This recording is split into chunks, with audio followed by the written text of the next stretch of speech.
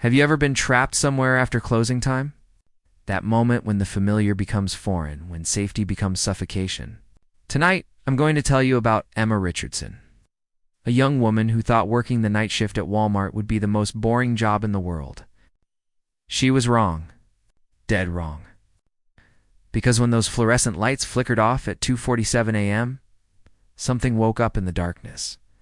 Something that had been waiting, watching, hungry. This is the story of the night the Walmart lights turned off. Emma Richardson pushed her auburn hair behind her ear and glanced at the clock above the customer service desk. 11:47 p.m. 13 minutes until closing. And the Walmart Supercenter on Highway 9 was finally emptying out. The fluorescent lights hummed their eternal monotonous song, casting everything in that peculiar shade of artificial daylight that made it impossible to tell if it was noon or midnight. "Hey, Emma, you good to lock up tonight?" Marcus, the assistant manager, appeared beside her cart of returns. His name tag was crooked, as always, and there were coffee stains on his blue vest that had been there since Tuesday. "I've got it," Emma replied, suppressing a yawn. "You heading out?" "Kid's got a fever. Wife's been texting me all night." Marcus pulled his phone from his pocket, his face illuminated by the screen's glow. "You sure you're okay alone? I can stay another hour if you need me to." Emma waved him off. "Marcus, I've closed by myself like 20 times. Go home to your family. I'll be fine." Marcus hesitated, his brown eyes searching her face. There was something in his expression, concern, maybe, or was it warning? But then his phone buzzed again, and the moment passed. "All right. But you call me if anything weird happens, okay? Anything at all? Define weird in a place that sells both caskets and birthday cakes?" Emma said with a tired smile. "I'll be fine, really." After Marcus left through the front entrance, Emma watched the last few stragglers make their way to the registers. There was old Mrs. Chen, who came in every Thursday night to buy a single can of soup and talk to whoever would listen about her grandson in medical school. There was the college kid with headphones permanently attached to his skull, grabbing energy drinks and frozen pizzas, and there was someone else, someone Emma didn't recognize. A tall figure in a dark hoodie stood motionless in the electronics section, facing away from her. Something about their posture made Emma's skin prickle. They weren't looking at products. They weren't moving at all. Just standing there like a statue in the too bright lights. "We're closing in 10 minutes, Emma called out, her voice echoing across the empty store. "Please bring your purchases to the front registers." The figure didn't move, didn't even acknowledge she'd spoken. Emma felt her heartbeat quicken. She grabbed the store phone and was about to dial security when the figure finally turned. It was just a teenager, probably 17 or 18, with tangled dark hair and hollow eyes ringed with exhaustion. He shuffled toward the exit without buying anything, hands shoved deep in his pockets. "Get it together, Emma," she told herself. "You're jumpy because you haven't slept properly in 3 days." By midnight, Emma had ushered out the last customer and locked the front doors. The automatic glass panels that usually whooshed open every few seconds now stood still and silent. She turned to face the vast expanse of the store's 72,000 square feet of retail space. Stretching out before her like an indoor city, the Walmart looked different at night when it was empty. The aisles became corridors. The shelves became walls. The mannequins in the clothing section became silent witnesses. Emma had never been afraid of the dark. But there was something about the particular quality of darkness in a place meant to be bright and busy. It was like a church after hours, or a school at midnight, spaces that felt wrong when stripped of their purpose. Her closing duties were straightforward, final walkthrough of all departments. Ensure no customers were hiding in the bathrooms trying to stay after hours. Check that all refrigerated sections were properly sealed. Set the alarm system. Exit through the back. Lock up. Easy. Routine. She'd done it dozens of times. Emma started her walkthrough in the grocery section, her footsteps echoing on the polished linoleum. Everything looked normal. The produce section was dark, the misters silent, the pyramids of apples and oranges perfectly stacked. The bakery had been cleaned and covered, tomorrow's bread dough rising slowly in the proofing ovens. The The deli counter gleamed under the night lights. She moved through housewares, sporting goods, electronics. All clear. The toys section always creeped her out a little at night, all those dolls with their glassy eyes. But she forced herself to walk every aisle. Company policy. No shortcuts. It was in the automotive section that Emma first noticed something wrong. The temperature had dropped, not gradually, but suddenly, like someone had opened an industrial freezer. Emma could see her breath misting in the air. She rubbed her arms through her Walmart vest, goosebumps rising on her skin. The HVAC system must be malfunctioning, she reasoned. But even as she thought it, she knew that didn't make sense. The store's climate control didn't work like that. It couldn't create this kind of localized cold. Then she heard it. A sound from the back of the store. From the storage area where they kept overstock and received shipments. It was rhythmic, deliberate, like footsteps, but heavier, like something being dragged across concrete. Scrop, scrop, scrop. Emma's mouth went dry. "Hello, is someone back there?" The scraping stopped. The silence that followed was worse than the sound had been. Emma's training kicked in. She pulled out her phone and dialed the store's security line. It rang once, twice, 3 times. Then a click and a recorded message. "You have reached Walmart Security Services. All operators are currently..." She hung up and tried Marcus. Straight to voicemail. Okay, Emma thought, fighting down the panic rising in her chest. There's a logical explanation. Maybe something fell over. Maybe the sound was coming from outside and just echoed weird. Maybe the lights flickered, all of them. Every fluorescent tube in the entire store stuttered for 3 seconds, plunging everything into strobing darkness before steadying again. Emma's heart hammered against her ribs. In 15 months of working here, the lights had never done that. She needed to finish the walkthrough and get out. Now, Emma walked toward the back of the store, checking the remaining sections as quickly as she dared. The pet supply aisle, the pharmacy, the vision center, all empty, all normal, all much too quiet. She was heading toward the restrooms when she saw something that made her stop cold. In the center aisle of the main thoroughfare that ran from the front of the store to the back, there was a shopping cart. It hadn't been there 5 minutes ago when she'd walked past. Emma was certain of that. The cart sat in the exact middle of the aisle, perfectly positioned, as if someone had placed it there deliberately. And inside the cart was a single item. Emma approached slowly, her sneakers squeaking on the floor. She could see it now. Children's toy. One of those old-fashioned jack-in-a-boxers with the hand crank and the creepy clown that popped out. She hadn't seen any of those in the store inventory. They didn't carry vintage toys. Emma reached out to touch the box and snatched her hand back. The metal crank was ice cold. Cold enough that it had left frost patterns on the cart's metal basket. This is wrong. This is very wrong. She pulled out her phone to call 911, but her screen showed no signal. Impossible. She'd had full bars. Just 2 minutes ago, that's when Emma heard breathing, not her own. This was deeper, raspier, coming from somewhere behind her. She spun around. The aisle was empty. But at the far end, barely visible in the fluorescent glare, she could see something. A shadow, not cast by any object. She could see just a shadow, darker than the others, hanging in the air like a stain, and it was moving toward her. Emma ran. She didn't think, didn't rationalize, didn't try to be brave. Every instinct screamed at her to run, and she listened. Her feet pounded against the floor as she raced toward the front of the store, toward the locked doors, toward escape. Behind her, the scraping sound started again. Louder now. Closer. Scrop. Scrop. SCRAA. Ape. Emma burst through the main aisle and skidded around the corner toward the customer service desk. She needed to get to the alarm panel, shut down the system, and get out through the emergency exit. The alarm would sound, and the police would come, and she would never work a night shift again. She didn't care if they fired her. She stopped. Every shopping cart in the store had moved. They were arranged in rows now. Dozens of them, blocking her path to the front doors. They hadn't been there when she ran past. They'd been in the cart corrals, neatly nested together.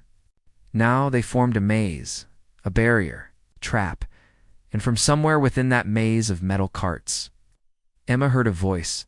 It sounded like static at first, like a radio stuck between stations. But then words emerged, distorted and wrong, like someone speaking backwards and forwards at the same time. Close time. Emma. Her name. It knew her name. The lights flickered again. This time they went out completely for a full second before surging back on. In that moment of darkness, Emma saw them, figures, standing in the aisles. Dozens of them. They hadn't been there before. They were shaped like people but wrong somehow, their proportions slightly off, their movements too fluid or too rigid, and they were all looking at her. When the lights came back on, the figures were gone. But Emma could still feel them. Feel their attention. Feel their hunger. She backed away slowly, trying to remember the store's layout, trying to find another route to the exits. The pharmacy had an emergency door. If she could get there, the voice came again, louder now, and Emma realized it wasn't coming from one direction. It was everywhere, emanating from the walls themselves. From the shelves, from the merchandise. Oh, shift not. Over. Emma. A can rolled off a shelf to her left, clattering across the floor, then another, then dozens. They rolled toward her from all directions, dented cans of soup and vegetables moving on their own, circling her feet like predators. Emma broke into a sprint again, hurtling over cans, dodging around displays.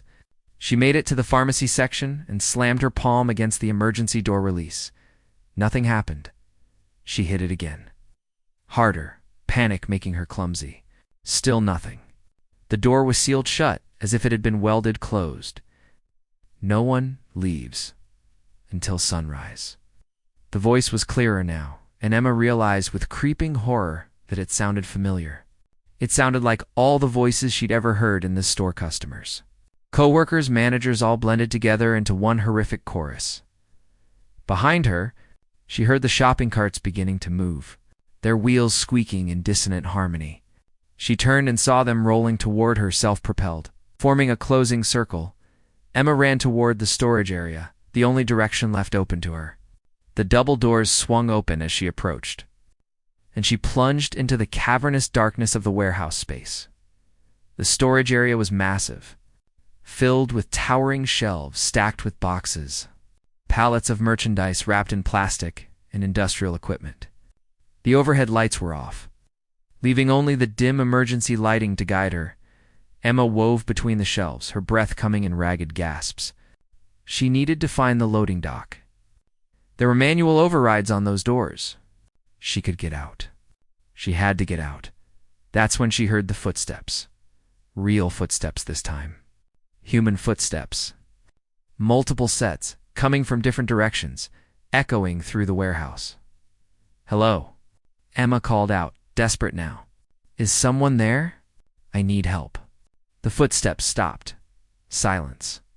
Then, from the darkness ahead, a figure emerged. It was Marcus's. Relief flooded through Emma. "Marcus. Oh, thank God, I thought you left." "Something's wrong with the store. We need to." She stopped. Marcus was smiling, but it wasn't his smile. His lips were pulled back too far, showing too many teeth. His eyes were wrong, reflecting the emergency lights like an animal's. "Emma," he said, and his voice had that same static quality as the voice on the intercom. "Your shift isn't over." Emma backed away. "You're not Marcus. We're all Marcus. We're all everyone who ever worked here. Everyone who stayed too late. Everyone who tried to leave." The thing wearing Marcus's face tilted its head at an unnatural angle. "The store doesn't like to be alone at night, Emma. It gets hungry." More figures emerged from the shadows. Emma recognized some of them. Sarah from electronics, who'd quit 6 months ago. Tom from receiving, who'd called in sick last week and never came back. Others she didn't know, wearing Walmart vests from different decades. Their name tags yellowed and cracked. They all had that same wrong smile. "What do you want?" Emma whispered. "To work," they said in unison. "Forever. Together. No one leaves. No one quits." The shift never ends. They began to close in. Emma turned and ran deeper into the warehouse, her mind screaming that this couldn't be real, that she was having a nightmare, that she'd wake up any second. But she didn't wake up. She ran until she couldn't run anymore. Until she found herself in the deepest corner of the warehouse, surrounded by old promotional displays and discontinued merchandise, a dead end. The figures appeared at the end of the aisle, blocking her escape. They walked in perfect synchronization, their footsteps creating a rhythmic beat. Emma looked around frantically. There had to be a way out. There had to be, she saw it. Above her, accessible by a ladder and old air duct, probably used for ventilation before they renovated this section. It was small, but she might fit. As the figures drew closer, Emma climbed. Her hands scraped against rusty metal, her knees banged against rungs, but she climbed. She reached the duct and pulled herself inside, just as the things that had been her. Coworkers reached the ladder. The duct was cramped and dark and smelled of rust and decay. Emma crawled forward, not knowing where she was going, knowing only that she had to keep moving. Behind her, she could hear them climbing into the duct. They moved differently, now scuttling. Insect-like, impossibly fast. Emma crawled faster, ignoring the pain in her hands and knees, ignoring the claustrophobia, ignoring everything except the need to survive. The duct opened ahead. Another great, this one looking down into a familiar space. The break room. Emma kicked at the grate until it gave way and dropped down into the small employee area. The break room looked normal, untouched. The coffee maker sat on the counter, half a pot still warm. Someone's lunch was in the refrigerator. The clock on the wall showed 2:47 a.m. She'd been running for 2 hours. Emma grabbed the break room phone, praying it would work. She lifted the receiver dial tone. She could have cried with relief. She dialed 911, her hands shaking so badly she almost dropped the phone. 911, what's your emergency? I'm trapped in the Walmart on Highway 9, Emma said, the words tumbling out. There's something wrong. There are people or things pretending to be people. I need help, please, ma'am. I need you to calm down. Did you say Walmart on Highway 9? Yes. Please send someone, ma'am. That location has been closed for 3 years. Emma's blood turned to ice. What? No. I work here. I was closing tonight. The store closed in 2020 after the incident. It's been abandoned since then. Are you sure you're at Highway 9? The phone went dead. Emma stared at the receiver, her mind refusing to process what she'd just heard. This couldn't be right. She'd been working here for 15 months. She'd come in tonight for her regular shift. Marcus had been here. The customers had been here, hadn't they? She looked around the break room with new eyes. The coffee in the pot wasn't steaming. It was thick and moldy. The lunch in the refrigerator was covered in green fuzz. The calendar on the wall showed October 2020, but she'd seen Marcus. She'd talked to him. She'd know. You saw what it wanted you to see. Emma heard scraping from the air duct. They were coming. She ran from the break room into the store. And the reality she'd been ignoring crashed down on her. The Walmart was a ruin. Shelves were toppled and broken. Merchandise was scattered and rotting. The floor was cracked and stained. Graffiti covered the walls. The fluorescent lights she'd thought were on were actually shattered. And the illumination she'd been seeing was just moonlight streaming through broken windows. She'd been walking through a corpse of a store, and something had made her see it as alive. Emma stumbled toward the front entrance.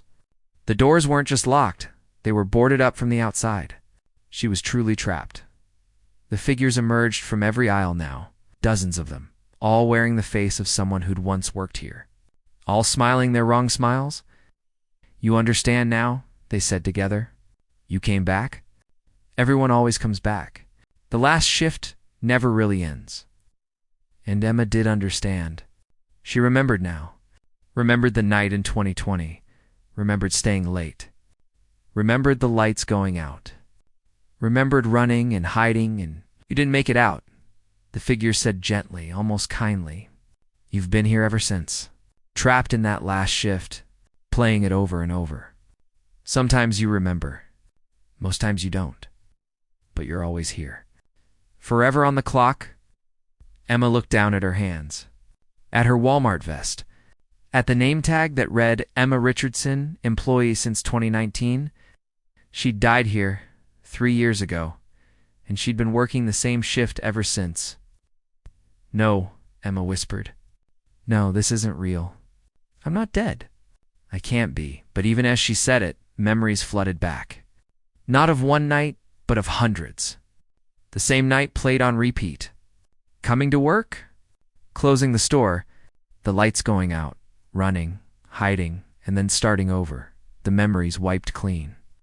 Doomed to experience her last moments again and again, Emma sank to her knees on the cracked linoleum floor. Phantom memories crashing over her like waves. She remembered now all of it. The real closing night. The electrical fire that had started in the storage area. The smoke. The panic. She'd tried to escape, but the emergency exits had malfunctioned. The automatic doors had sealed shut. She'd died from smoke inhalation, collapsed right here near the customer service desk. But something had gone wrong. Or maybe something had gone right. Her consciousness hadn't left. Instead, it had gotten caught, trapped in the building like residue clinging to the walls. And she wasn't alone. "How many?" Emma asked, looking up at the figures surrounding her. "How many of us are there?" The Marcus thing tilted its head. Its form flickered, shifting between Marcus and dozens of other Faces employees from different decades. 17 souls. 17 who died here, one way or another. Accidents, heart attacks, one suicide in the bathroom. "You're the newest." "But I've seen the store alive," Emma said, her voice shaking. "I've seen customers. I've lived entire shifts." The building remembers. One of the figures said a woman with a 1990s hairstyle and an outdated vest design. It absorbed so much life, so much energy, that it can recreate it. Play it back. We're trapped in its memory, living out the moments before we died, over and over. "Why?" Emma demanded. "Why can't we leave?" "Because," the Marcus thing said, and for a moment its voice softened, became almost human. "We don't want to. Not really. The store gives us purpose. Routine. We understand our role here.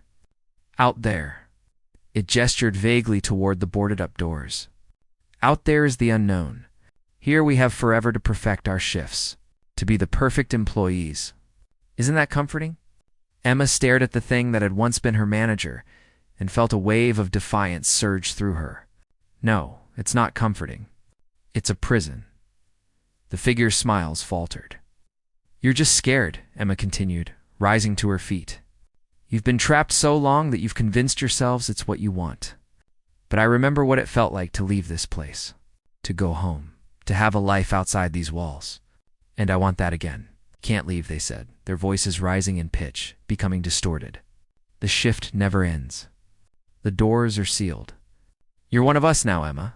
Accept it. Embrace it." "No." The word hung in the air like a challenge. The building responded. The walls began to shake. The floor buckled. From somewhere deep in the structure came a sound like grinding metal and breaking stone to death. Rattle of a dying beast. Emma realized something crucial. The building wasn't keeping them prisoner. They were keeping the building alive. Their trapped energy, their endless repetition of that final shift, was feeding it, sustaining it, giving it the power to maintain the illusion. If she could break the cycle, really break it, the building would lose its hold. "I'm leaving," Emma said firmly.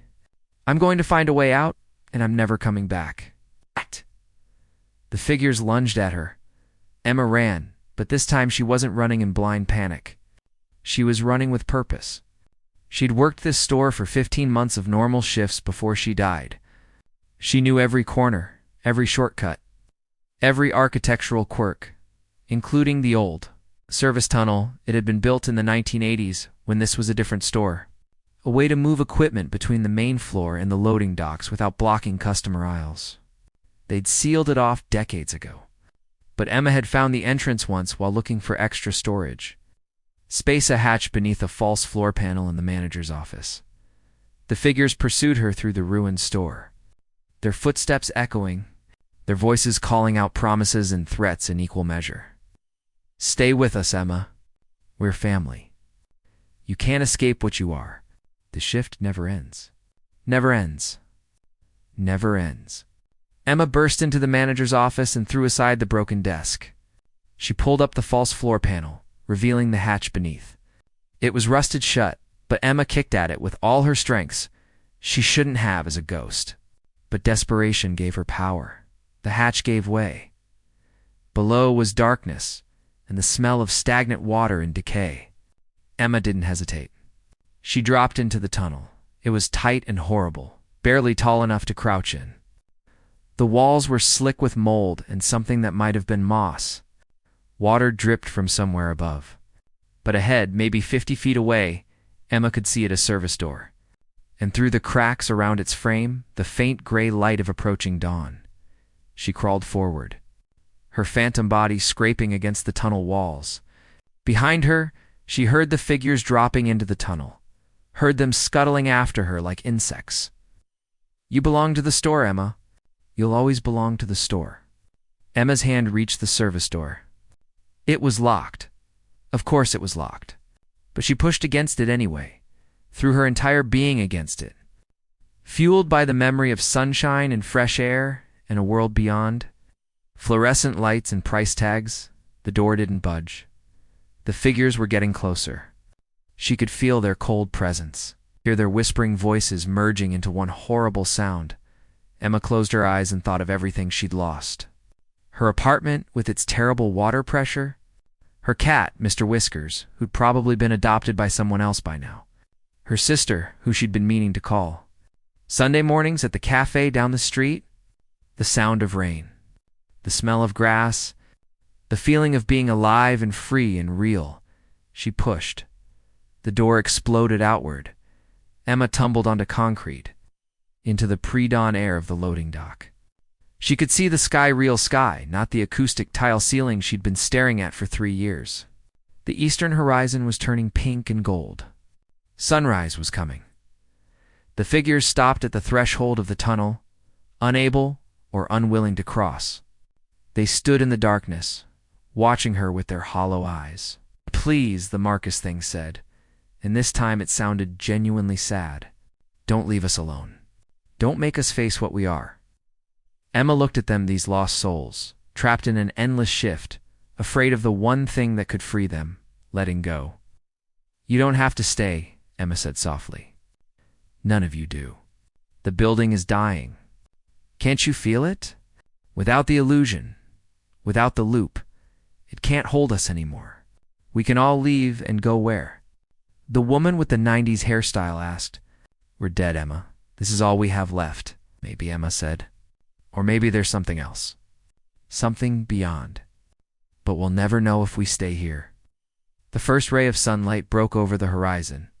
It struck Emma like a physical force, warm and golden and real.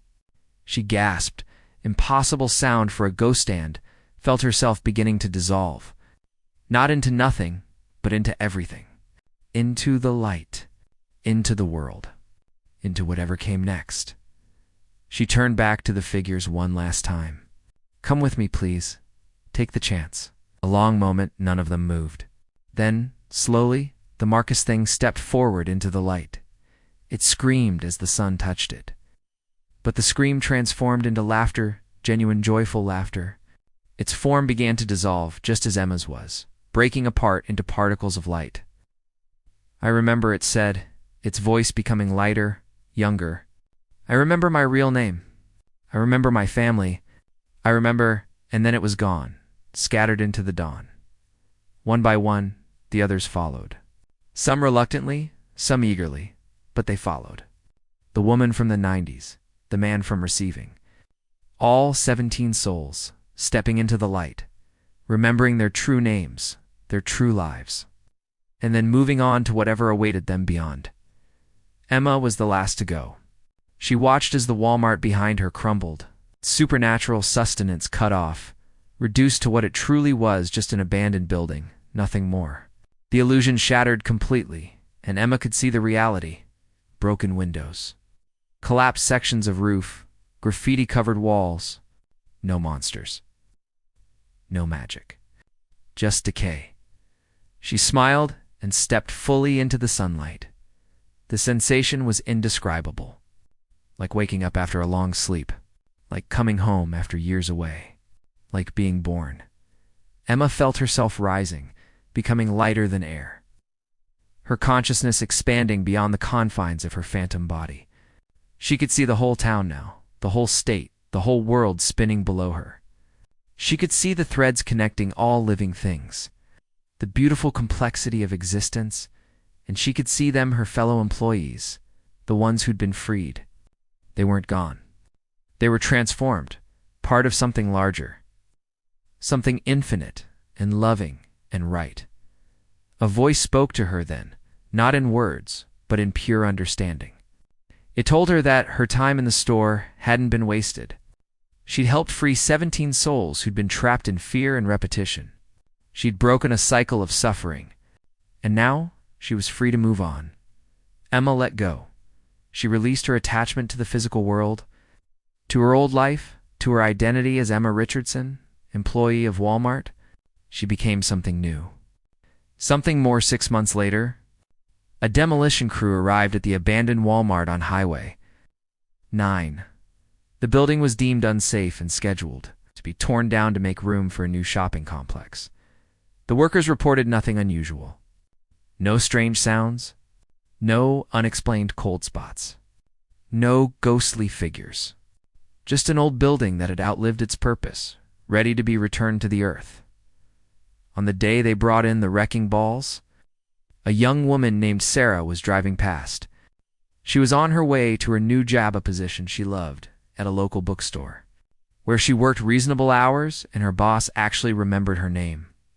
As the Walmart's walls came tumbling down, Sarah could have sworn she saw something in the dust and debris, figures made of light. 17 of them, rising into the sky like birds finally released from a cage. She blinked, and they were gone. Sarah smiled and drove on, feeling inexplicably lighter, as if some weight she hadn't known she was carrying had just been lifted from the world. In the bookstore where she worked, Sarah would sometimes tell customers about the old Walmart. Not the scary parts, those stayed with her. Private lessons learned.